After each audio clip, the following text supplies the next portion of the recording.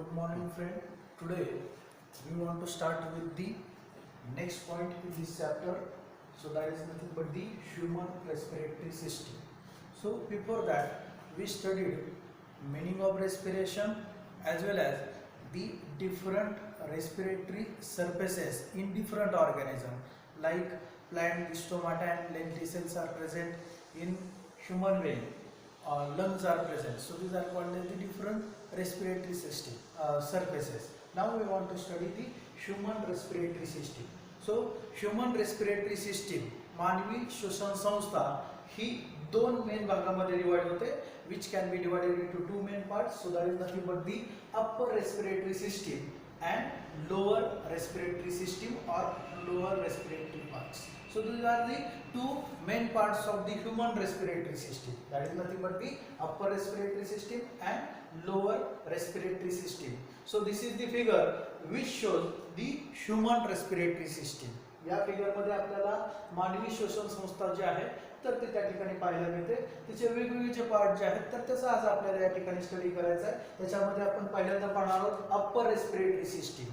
So upper respiratory system which is mainly consist of main two parts. So that is nothing but the nose and pharynx.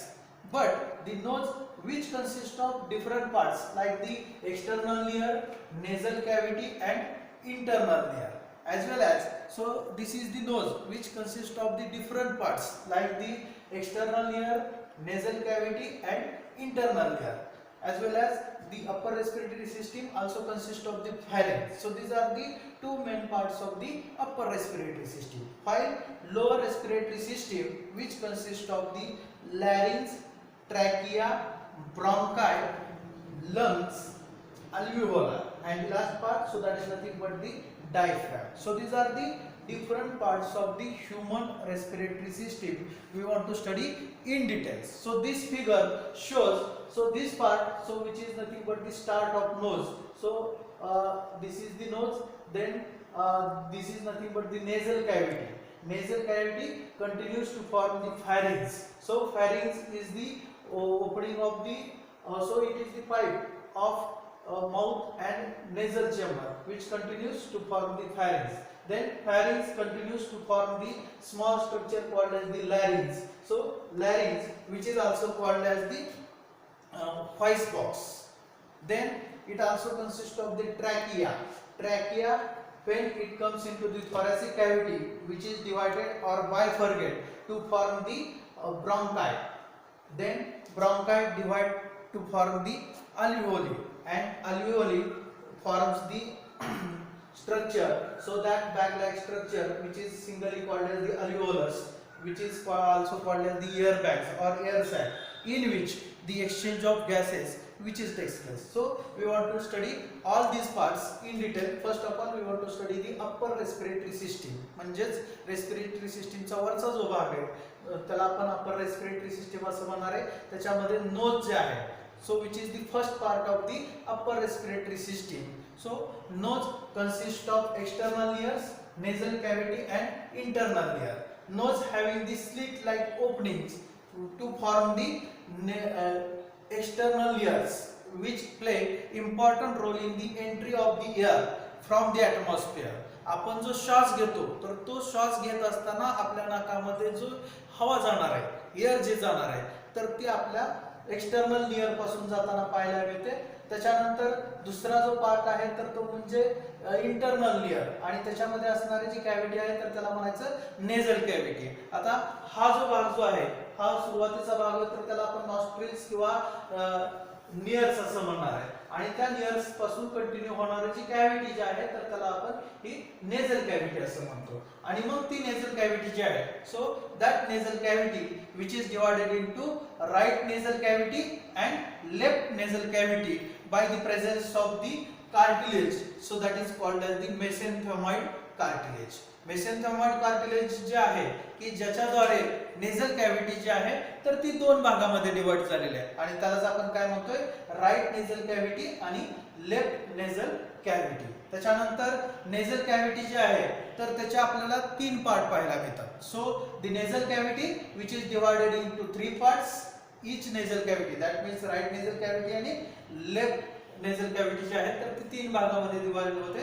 त्याच्यामध्ये पहिला जो आहे तर तो म्हणजे व्हेस्टिब्युली, त्याच्यानंतर दुसरा पार्ट जो आहे तर तो म्हणजे रेस्पिरेटरी ट्रॅक्ट आणि तिसरा जो भाग जो आहे तर तो म्हणजे ऑल्फॅक्टरी पार्ट. आता व्हेस्टिब्युली कशाला म्हणायचं? So the starting point of the nasal cavity, so which is called as the vestibule, it having internally small hairs. त्याच्यामध्ये आपल्याला आतल्या भागाला लहान हेअर्स असलेले पाहायला मिळतात, आपण केस त्याला म्हणतो. तर हे जे लहान हेअर्स जे आहेत तर ते काय करतात, which trap the dust particle और suspended particles which are present in the air. हवेमध्ये असणारे जे डस्ट पार्टिकल असतील, मायक्रो ऑर्गॅनिझम्स असतील, तर त्यांना ट्रॅप करण्याचं काम जे आहे तर ते हेअर्सद्वारे केलं जातं. आणि ते जे हेअर्स जे आहेत तर ते कशामध्ये प्रेझेंट असलेले पाहायला मिळतात, व्हेस्टिब्युलीमध्ये. आणि हे व्हेस्टिब्युली जे आहे तर तो कशाचा पार्ट आहे, नेझल कॅव्हिटीचा. त्याच्यानंतर नेझल कॅव्हिटीचा दुसरा पार्ट जो आहे तर त्याला म्हणायचं रेस्पिरेटरी पार्ट. हा जो आहे तर तो मिडल पार्ट असलेला पाहायला मिळतो नेझल कॅव्हिटीचा. आणि हा रेस्पिरेटरी पार्ट जो आहे तर तो मध्यभागी आहे. त्याच्यानंतर it play important role in the warming and moistening of the air. आपण जी हवा आतमध्ये घेणार आहे तर ती हवा त्या ठिकाणी वॉर्म करण्याचं काम आणि मॉइस्ट करण्याचं काम जे आहे तर या रेस्पिरेटरी पार्टद्वारे केलं जातं. आणि त्याचबरोबर तिसरा जो पार्ट आहे तर तो म्हणजे ऑल्फॅक्टरी पार्ट, की जो हा नेझल कॅव्हिटीचा तिसरा पार्ट असलेला पाहायला मिळतो. So it is internally lined by the olfactory epithelium.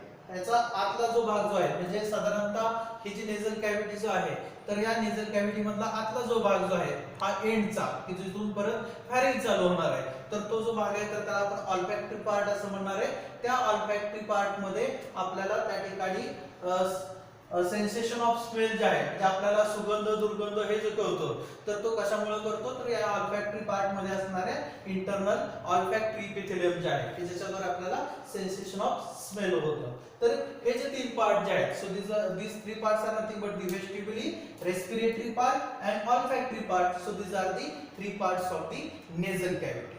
So that's all about the first part of the upper respiratory system. So that is nothing but the nose, which consists of the external layer, nasal cavity and internal layer. Then the nasal cavity, which is divided into 3 parts. So that is nothing but the vestibuli, respiratory part and olfactory part. Now we want to start with the second point. So that is nothing but the pharynx, the nasal cavity which continues to form the structure, tubular structure. So that is called as the pharynx, which is also divided into 3 parts. So that is nothing but the nasopharynx, oropharynx and laryngopharynx. म्हणजे हा फॅरिंक्स जो आहे तो परत 3 भागामध्ये divide झालेला आहे. तर ते 3 पार्ट म्हणजे नेसोफॅरिंक्स, ओरोफॅरिंक्स आणि लॅरिंगोफॅरिंक्स.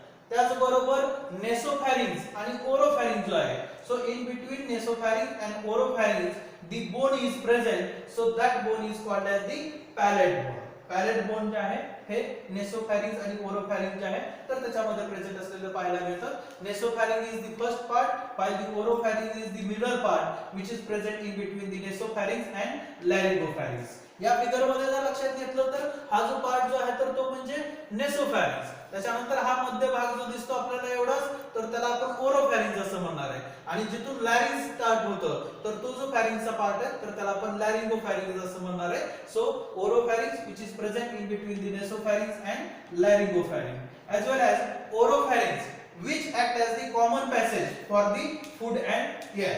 बघा आपण ज्यावेळेस अन्न खातो तर खाल्लेलं अन्न जे आहे तर ते आपल्या तोंडामधून फॅरिंक्स मध्ये त्या ठिकाणी जातं. त्याचबरोबर आपण ज्यावेळेस श्वास घेतो तर तो घेतलेला श्वास जो आहे तर तो सुद्धा आपल्याला या फॅरिंक्स मध्ये गेलेला पाहायला मिळतो. आणि फॅरिंक्स मधला कोणता पार्ट हा कॉमन पॅसेज म्हणून ऍक्ट होतो? So that is nothing but the oropharynx which act as the common passage for the food and air. Then pharynx has a lymphoidal organ. So that lymphoidal organ is called as the tonsils. म्हणजे फॅरिंक्स मध्ये आपल्याला लिम्फॉइडल organ असलेले पाहायला मिळतात आणि त्या लिम्फॉइडल ऑर्गनला tonsils असं आपण म्हणतो. याचा आपण इन डिटेल मध्ये स्टडी करणार आहोत. ते म्हणजे लिम्फॉइडल सिस्टीम जे आहे या चॅप्टर मध्ये सर्क्युलेशन हा सेकंड पार्ट जो आहे तर त्याच्यामध्ये लिम्फॅटिक सिस्टीम हा पार्ट आहे की ज्याच्यामध्ये आपल्याला हे लिम्फॉइडल ऑर्गन म्हणजे काय किंवा ह्या टॉन्सिलचा रोल काय असतो तर त्याचा आपल्याला त्या ठिकाणी स्टडी करायचा आहे. आता फक्त एवढंच लक्षात ठेवायचं की फॅरिंक्स मध्ये आपल्याला लिम्फॉइडल ऑर्गन प्रेझेंट असलेले पाहायला मिळतात, तर त्याला टॉन्सिल्स असं म्हणायचं. तुम्हाला सीईटी साठी क्वेश्चन विचारला जाऊ शकतो, pharynx consist of the lymphoidal organ, so that lymphoidal organ is called commonly called as dash dash, so which is called as the tonsil. So that's all about the first part of the human respiratory system, so that is nothing but the upper respiratory system. Now we want to start toward the next point, so that is nothing but the lower respiratory system or lower respiratory part, which is also made up from different parts, so that is nothing but the larynx, trachea, bronchi, lungs and alveoli. So these are the different parts of the lower respiratory system. We want to study one by one. So after end of the pharynx, the another part is start, so that is called as the larynx. So it is the next part of the lower respiratory system. Lower respiratory system चा first part म्हणूया आपण त्याला की तो larynx असं म्हणायचं. So larynx is also called as the voice box. larynx जो आहे तर त्याला voice box असं म्हणलं जाईल. तर तुम्हाला याच्यावरती एमसीक्यू विचारला जाऊ शकतो, larynx is also called as dash dash, so it is which is called as the voice box किंवा dash dash part of the human respiratory system is called as the voice box. So larynx is called as the voice box. So it has the vocal cord for the production of sound. Why the larynx is called as the voice box? Because it having the vocal cord for the production of voice. So due to that it is also called as the voice box. So larynx is hollow, tubular and which is made up from the cartilage plates. Cartilage plate जे आहेत तर त्याच्यापासून हा लॅरिंक्स जो आहे तर तो तयार झालेला पाहायला मिळतो, हॉलो असलेला पाहायला मिळतो, त्याचबरोबर हा ट्यूबुलर पार्ट असलेला पाहायला मिळेल. त्याच्यानंतर लॅरिंगच्या खालच्या साईडला या ठिकाणी आपल्याला ग्लॉटिस जे आहेत तर ते प्रेझेंट असलेलं पाहायला मिळतं आणि त्या ग्लॉटिसच्या वरच्या साईडला या ठिकाणी आपल्याला फ्लॅप सारखं स्ट्रक्चर असलेलं पाहायला मिळतं, तर त्याला आपण इपिग्लॉटिस असं म्हणणार आहे. ज्या वेळेस आपण जेवण करत असतो तर त्यावेळेस अन्न श्वसन नलिकेमध्ये अन्नाचा कण जाऊ नये म्हणून हा इपिग्लॉटिस जो आहे तर तो महत्त्वाचा रोल प्ले करतो. किंवा आपण श्वास घेत असताना श्वास कंट्रोल करण्यासाठी सुद्धा या इपिग्लॉटिसचा महत्त्वाचा रोल जो आहे तर तो अन्न खात असताना श्वास नलिकेमध्ये अन्न जाऊ नये. बघा ज्यावेळेस आपण अन्न खातो तर त्यावेळेस काही वेळेस आपल्याला ठसका लागतो, तर तो ठसका लागतो म्हणजेच काय तर आपल्या अन्न नलिकेमध्ये श्वास नलिकेमध्ये अन्नाचे कण गेलेले पाहायला मिळतात आणि त्याच्यामुळे ठसका लागण्याची शक्यता असते आणि ते प्रिव्हेंट करण्यासाठी या ठिकाणी इपिग्लॉटिस जो आहे तर तो महत्त्वाचा रोल प्ले करतो. So the first part of the lower respiratory system that is nothing but the larynx. Then second part which is called as the trachea. Trachea is also called as the windpipe. So this is the part of the lower respiratory system which runs from the in front of esophagus. Esophagus is the part of digestive system आणि त्या esophagus पुढच्या साइडला run होणारा जो साधारणतः 10 ते 12 centimetre length असणारा जो ट्यूब लाइक पार्ट जो आहे तर त्याला आपण त्या ठिकाणी ट्रॅकिया असं म्हणतो की जो लॅरिंक्स पासून सुरू होतो आणि ब्रॉन्काय जे आहेत तर त्या ब्रॉन्काय पासून एंड होणारा जो पार्ट जो आहे तर त्याला आपण ट्रॅकिया असं म्हणतो की जो साधारणतः 10 ते 12 सेंटीमीटर एवढी लेंथ असलेली पाहायला मिळते. So which is covered by the she shaped cartilaginous rings near about 16 to 20 cartilaginous rings which are present around the trachea to avoid the collapse of trachea. Collapse of trachea म्हणजेच काय तर बघा आपण ज्यावेळेस फुगा फुगवतो तर फुगा फुगल्यानंतर त्याच्यामध्ये हवा काढून घेतली की तो फुगा असा श्रिंक होतो, परंतु जर का ट्रॅकिया श्रिंक झाला तर त्यामुळे रेस्पिरेटरी प्रोसेस मध्ये बाधा येऊ शकते आणि ती येऊ नये म्हणून या ठिकाणी ट्रॅकिया जो आहे किंवा ज्याला आपण विंड पाईप असं म्हणतो की ज्याच्यामध्ये आपल्याला सी शेप्ड कार्टिलेजिनस रिंग जे आहे साधारणतः 16 ते 20 सी शेप्ड कार्टिलेजिनस रिंग्स आपल्याला ट्रॅकियामध्ये पाहायला मिळतात. त्याच्यानंतर ट्रॅकिया जो आहे which is internally lined by the pseudostratified epithelium. Trachea जो आहे तर तो इंटरनली pseudostratified epithelium ने त्या ठिकाणी लाईन झालेला पाहायला मिळतो. त्याच्यानंतर त्याच्यामध्ये म्युकस मेम्ब्रेन जे आहे तर ती सुद्धा प्रेझेंट असलेली पाहायला मिळते. तर जे काय मायक्रो ऑर्गॅनिझम किंवा इतर पार्टिकल सस्पेंडेड पार्टिकल जर आपल्या रेस्पिरेटरी ट्रॅक मध्ये आलेले असतील तर त्यांना ट्रॅप करण्यासाठी हा ट्रॅकियाही मदत करतो आणि त्याचबरोबर हा वरचा जो पार्ट जो आहे तर तोही त्या ठिकाणी मदत करतो. तर त्यालाच आपण ट्रॅकिया किंवा विंड पाईप असं म्हणणार आहे. 10 ते 12 सेंटीमीटर एवढी लेंथ असते. त्याच्यानंतर त्याच्यामध्ये 16 ते 20 शी शेप्ड कार्टिलेजिनस रिंग्स असतात की जे ट्रॅकियाला कोलॅप्स करण्यापासून वाचवण्याचं काम करतात आणि इंटरनली तो सुडो स्ट्रॅटिफाइड इपिथेलियम पासून तयार झालेला आहे. त्याच्यानंतर तिसरा पार्ट जो आहे त्यालाच आपण ब्रॉन्काय असं म्हणणार आहे.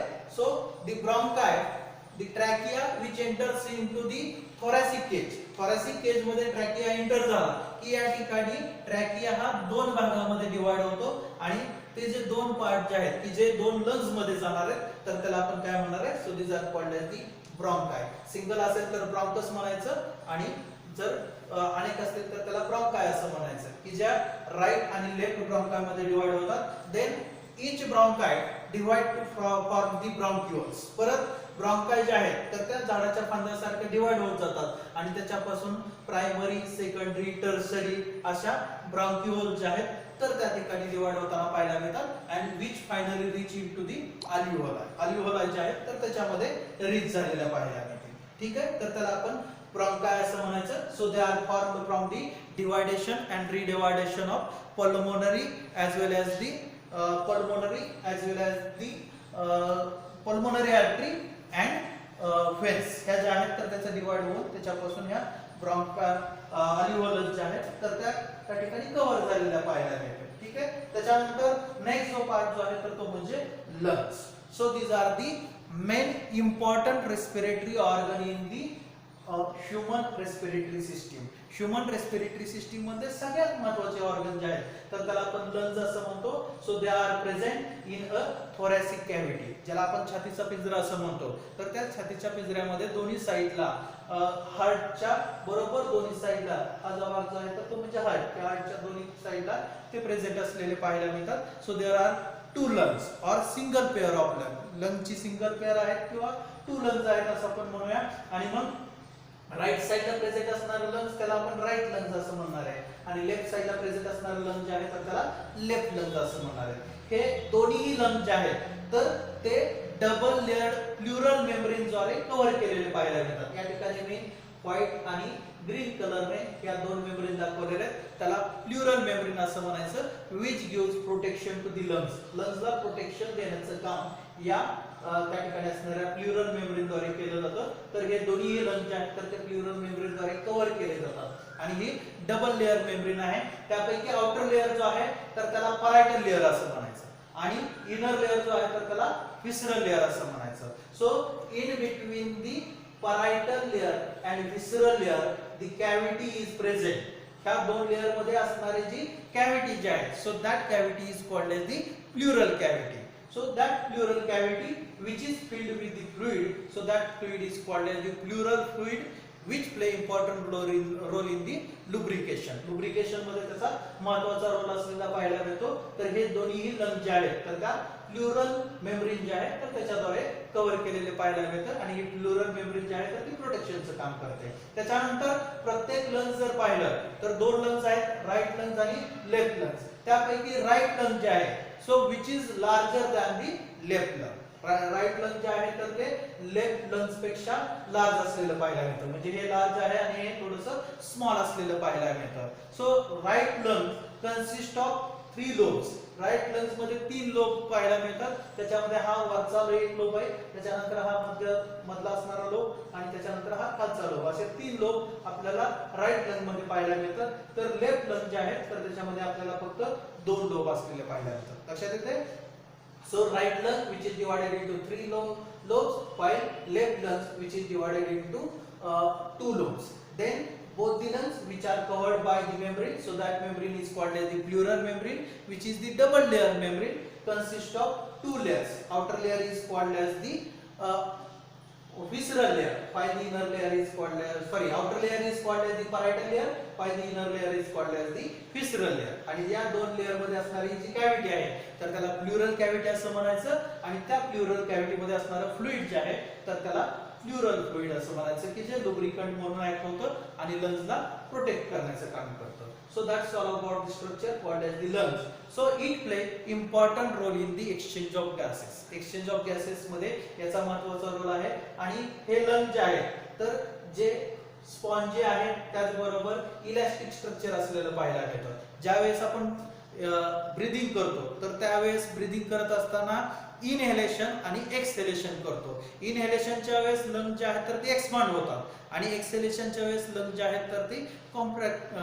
कॉन्ट्रॅक्ट झालेले आपल्याला पाहायला मिळते. आणि त्याद्वारे गॅसेस एक्सचेंज जे आहे तर तो महत्त्वाचा रोल जो आहे तर लंग्स द्वारे केला जातो. म्हणून आपण काय म्हणणार आहे, lungs are called as the main respiratory organ in human respiratory system. आणि त्याच्यानंतर याच्यामधला जो नेक्स्ट पार्ट आहे तर तो म्हणजे अल्व्हेओली which are looking like a bunch of grapes.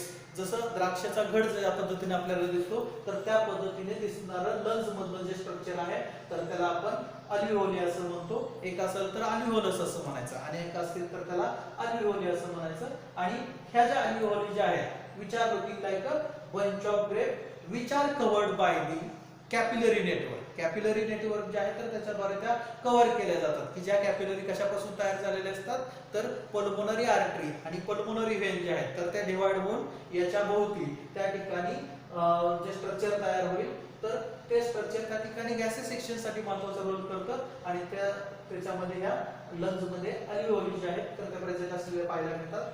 So near about 700 million alveoli are present in human lungs. Human lung जे आहेत तर त्याच्यामध्ये जवळजवळ 700 मिलियन्स एवढ्या अल्व्हेओली जे आहेत तर त्या प्रेझेंट असलेल्या पाहायला मिळतात. आणि ते काय म्हणून होतात, which provide the surface area for gases sections.